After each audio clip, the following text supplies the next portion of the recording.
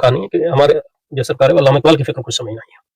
علامہ اقبال کا اس پہ کیا ابن رشد کے عقل فعال کے تصور اور یا رسو کے عقل فعال کے تصور پر کیا تنقید ہے؟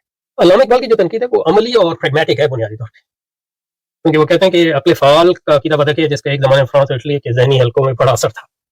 کیونکہ مطلب یہ ہے کہ میرے خیال میں اکوائنس اس سے متاثر ہوا، اس لحاظ سے اکوائنس جو کیتھولک عیسائیت کا بنیادی فلسفی ہے. لیکن جو میری رائے میں اس تصور خلافت جو قرآن پاک نے نفس انسانی کے بارے میں دی، لیکن اس میں جو دیکھنے کی بات ہے وہ یہ ہے کہ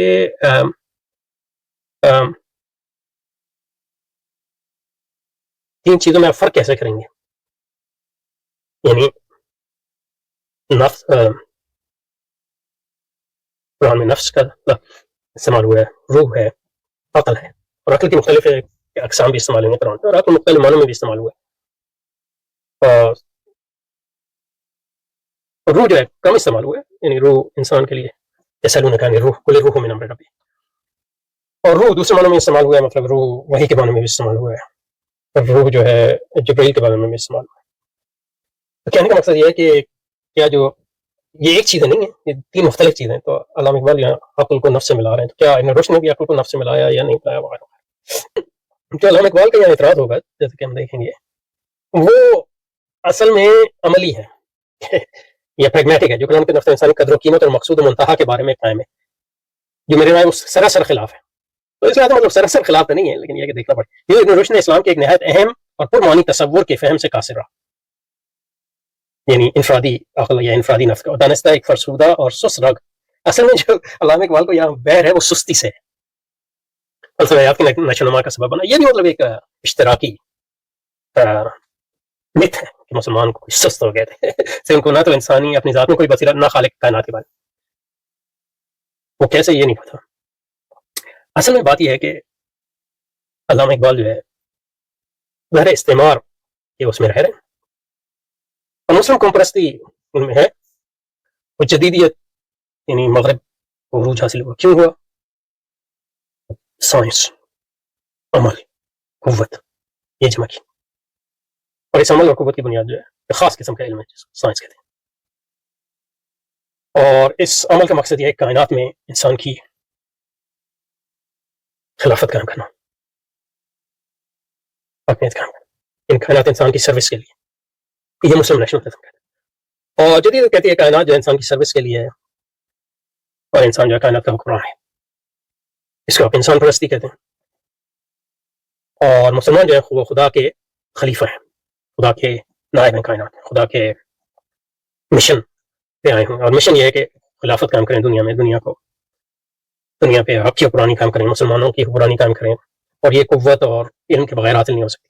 اور مسلمانوں کے زوال کا سبب یہ ہے کہ انہوں نے سائنس کو چھوڑ دیا، جہاد عمل کو چھوڑ دیا، اور فرسودہ آخرت کے پیچھے پڑ گئے. اور فرسودہ یعنی مطلب یہ ہے کہ فلسفوں، تصوف یہ نہیں کہتے ہیں بتان عجم کے پجاری تمام. تو یہ سست روی جو ہے مسلمانوں جنہوں نے عمل چھوڑ دیا اور اللہ پہ توکل کر کے بیٹھ گیا، توکل کا غلط تصور، اسی وجہ سے مسلمان اور سائنس کے بجائے جو ہے وہ فرسودہ یونانی خیالات میں پڑ گیا. اس وجہ سے مسلمان دنیا میں پیچھے رہ گئے. یہ ان کا ڈائگنوسس ہے. تو اس کے لیے احیاء اسلامی کے لیے کیا چاہیے؟ علم، عمل، قوت، جہاد. عمل سے زندگی بنتی ہے، جنت بھی جہنم میں، یا آدم اپنی فطرت میں نور یا نار وغیرہ وغیرہ. تو اگر اور اس کے لیے ضروری ہے کہ انسان ایک فرد ہو اور اس کی ایک آزادی ہو، اس کو اختیار ہو، تو آزاد، اور اس اختیار کو استعمال کر کے وہ اس دنیا میں جنت بنائے یا زندگی کو جنت بنائے اور اللہ کے پلان کو اس دنیا میں نافذ کرے. اور اگر ابن رشد کے فلسفے نے اس انفرادیت کا انکار کر دیا، اب یہ نہیں پتا کیا نہیں، لیکن اقبال اس لیے اور کہا کہ فرد جو ہے وہ اصل میں کوئی چیز نہیں بلکہ اس کی عقل یا روح جو ہے وہ ایک غیر انفرادی چیز ہے. تو فرد کی اہمیت کم ہو گئی. اس کا مطلب یہ ہے کہ عمل کی قوت کم ہو گئی، آزادی اور اختیار ختم ہو گیا، اور مسلمان جو ہے بس میں اس سست روی کا باعث بنا، جہاد کو ختم کرنے کا باعث بنا، صرف یعنی دنیا سے ریٹریٹ کرنے کا باعث بنا. تو یہ ان کا اصل اعتراض ہے میرے اس پہ. لیکن اس میں مطلب یہ کہ بہت سی چیزیں، مطلب ایک تو یہ ہے کہ کیا یہ حقیقت یہ ہے کہ یہ پورا جو ڈائگنوسس ہے وہ صحیح ہے کہ نہیں، مسلمانوں کے زوال کا اور مغرب کے عروج کا، اور زوال اور عروج کا کیا مقصد ہے، اور کن معنوں میں مسلمان جو ہے وہ عروج کا کیا اصل مقصد ہے اور کیا معنی ہے. یہ سارے مطلب جو ہے اور کیا اسلام اقبال کا جو قوم پرستی کا مسلم قوم پرستی کا تصور ہے اسلام کے تصور سے لگا کھاتا ہے یا نہیں.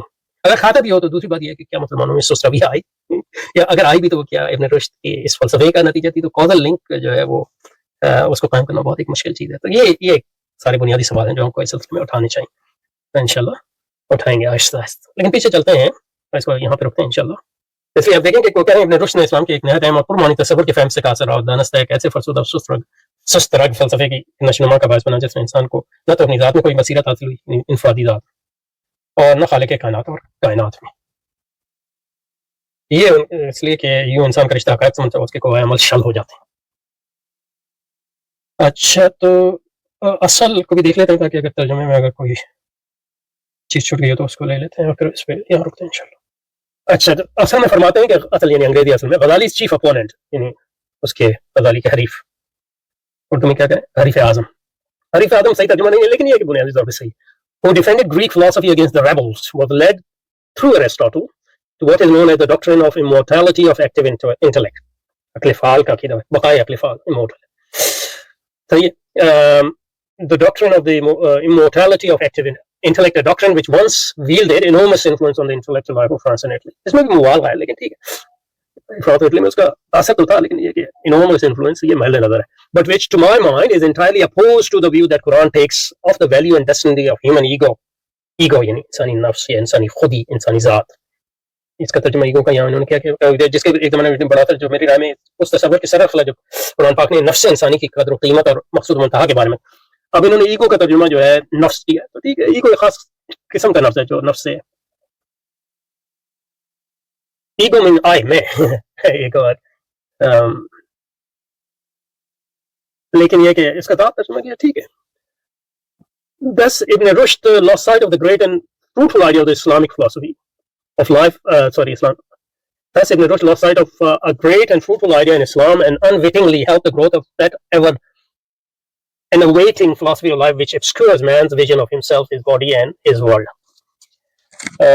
ابن رشد نے اسلام کے ایک نیا اہم منتصف اور نہ دانستہ ایک ایسے فرسودہ فلسفہ جس سے انسان کو نہ کوئی بسر نہ خالق کائنات میں اور نہ کائنات میں سست رہو, انوویٹنگ. یہ سست رہو صحیح ہے, انوویٹنگ کا ترجمہ ٹھیک ہے. ٹھیک ہے, ترجمہ میں کوئی چیز چھوڑی نہیں ہے. تو اس پہ رکھتے ہیں انشاءاللہ. سبحانک اللہم و بحمدک نشہد ان لا الہ الا انت نستغفرک و نتوب الیک. صلی اللہ علیہ وسلم علی سیدنا محمد و علیہ وصحبہ اجمعین. رحمتک یا